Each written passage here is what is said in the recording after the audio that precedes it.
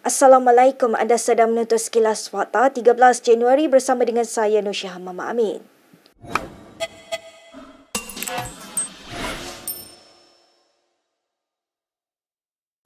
Kedatangan Perdana Menteri Anwar Ibrahim ke negeri Terengganu tidak disambut oleh kerajaan negeri mahupun wakilnya. Ia dipercayai ada kaitan dengan bantuan sebanyak 50 juta ringgit yang diumumkan Anwar Disember lalu selepas banjir yang melanda negeri itu. Pertikaian tercetus apabila timbul persoalan pihak mana yang harus mengendalikan bantuan itu jika ia tidak disalurkan terus kepada kerajaan negeri, sebaliknya ia diurus oleh Jabatan Pembangunan Persekutuan JPP iaitu agensi di bawah Unit Penyelarasan Pelaksanaan Jabatan Perdana Menteri ICU. Menteri Besar Terengganu Ahmad Samsuri Mokhtar dilaporkan oleh Berita Harian sememangnya berada di negeri itu dan telah hadir di acara mengagihkan bantuan banjir anjuran PND Besut. Ditanya berkenaan dakwaan Terengganu dipinggirkan, Samsuri berkata kerajaan persekutuan sepatutnya menghormati perlembagaan persekutuan.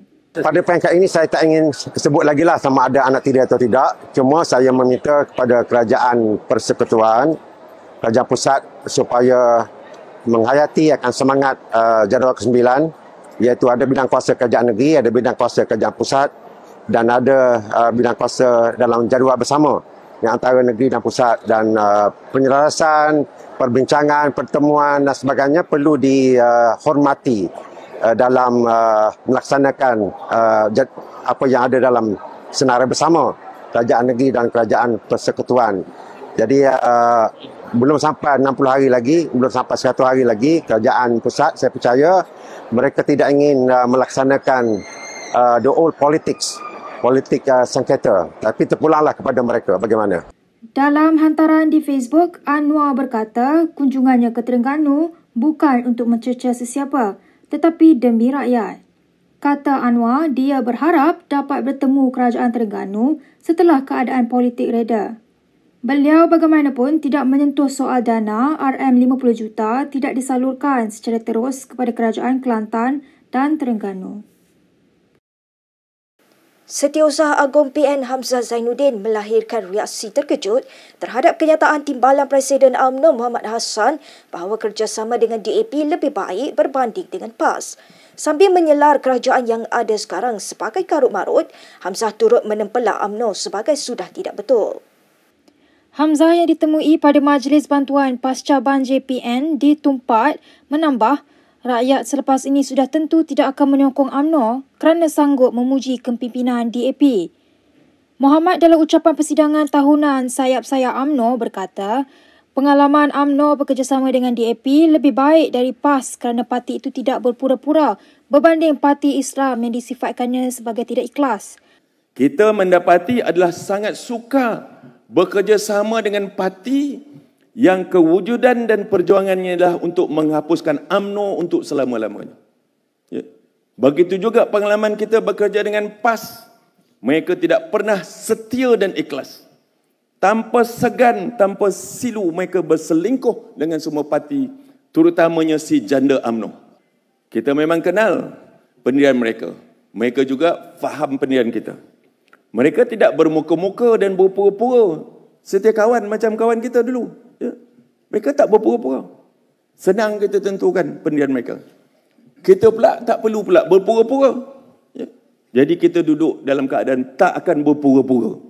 Mengulas lanjut, Hamzah yang kini menjadi Ketua Pembangkang turut mendakwa Muhammad tidak berpegang kepada kata-katanya untuk menentang sekiranya UMNO mahu bekerjasama dengan PH selepas PRU 15. Baik, kita ke perkembangan berikutnya. Bekas ahli MKT UMNO Tajuddin Abdul Rahman menolak keputusan parti itu menggantungkan keahliannya selama 6 tahun. Tajuddin berkata pertuduhan terhadapnya tidak disebut dengan jelas selain parti gagal mengemukakan bukti terhadap tuduhan yang dilemparkan. Memetik Malaysia Kini yang melihat surat yang dihantar Tajuddin kepada Setiausaha Agung UMNO Ahmad Maslan, beliau mengakui Majlis Kerja Tertinggi Parti mempunyai kuasa menggantung atau memecat seseorang ahli. Namun pertuduhan yang dibuat ke atasnya mengikut pasal 20.9 itu tidak menyebut secara jelas kesalahan yang dibuat dan tanpa sebarang bukti. Dalam pada itu, Tajudin berkata, tuduhan yang dilemparkan terhadapnya adalah berdasarkan fitnah dan tomahan yang dibuat oleh pihak tertentu.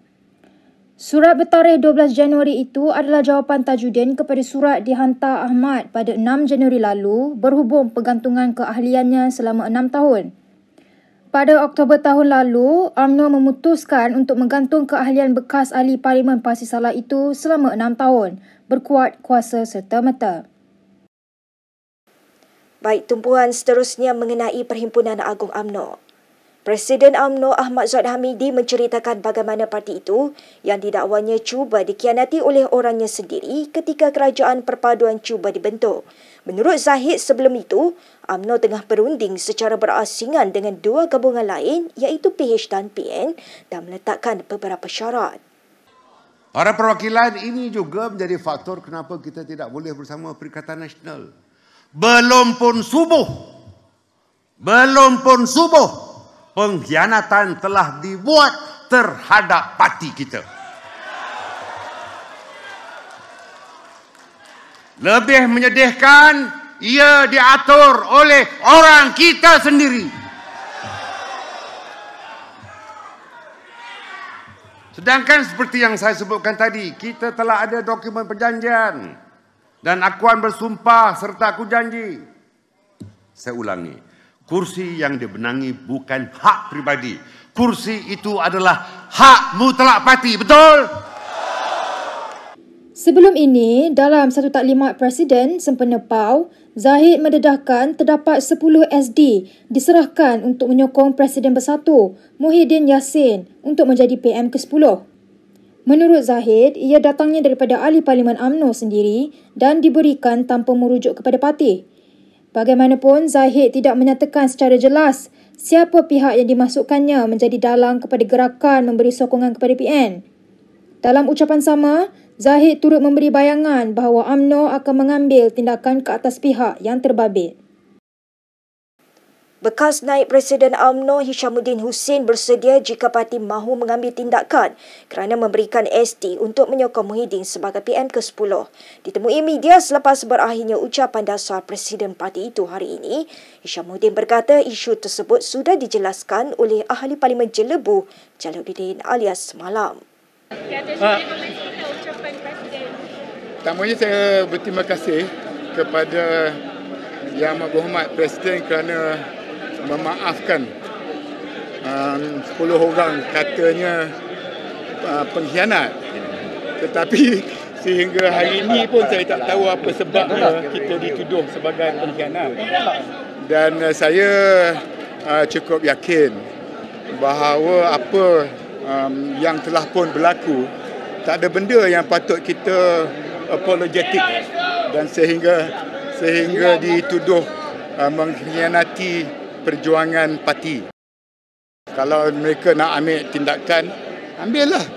Tak ada benda yang saya tak perlu bimbang kerana kita konsisten sebelum ini. Kalau peringkat awal, usaha nak bersama-sama dengan PH, bercanggah dengan pendirian parti sendiri, kita buat SD berkenaan. Tetapi bila parti dah membuat keputusan kita berkecuali pada satu ketika dahulu, bahawa kita tarik balik SD berkenaan. Baik, sementara itu mengulas mengenai pemilihan parti, Hishamuddin membayangkan akan menyertai persaingan merebut jawatan dalam parti jika pemilihan diadakan tidak lama lagi. Bagaimanapun beliau yang kini tidak memiliki sebarang jawatan kanan dalam UMNO enggan mendedahkan rancangan tersebut dengan lebih lanjut. Kita kena tunggu mesyuarat PAU kali ini dan kalau sekiranya keputusan PAU hari ini ada pemilihan, saya sendiri tidak keberatan untuk memikirkan untuk bertanding dalam pemilihan yang akan datang. Cukuplah. Itu kena tunggu ada pertandingan atau tidak. Untuk rekod, UMNO akan mengadakan pemilihan tidak lama lagi, iaitu sebelum 19 Mei seperti yang dibenarkan oleh ROS. Dalam masa sama, muncul desakan daripada pelbagai pihak termasuk dari sayap UMNO agar dua jawatan tertinggi parti iaitu Presiden dan Timbalan Presiden tidak dipertandingkan. Presiden UMNO, Zahid, telah menyatakan kesediaan untuk dicabar manakala timbalannya, Muhammad, menyarankan supaya status quo untuk jawatan Presiden. Setakat ini, hanya bekas Ketua Pemuda UMNO, Khairi Jamaluddin yang menyatakan hasrat untuk mencabar Zahid. Berikut beberapa lagi ringkasan berita untuk hari ini.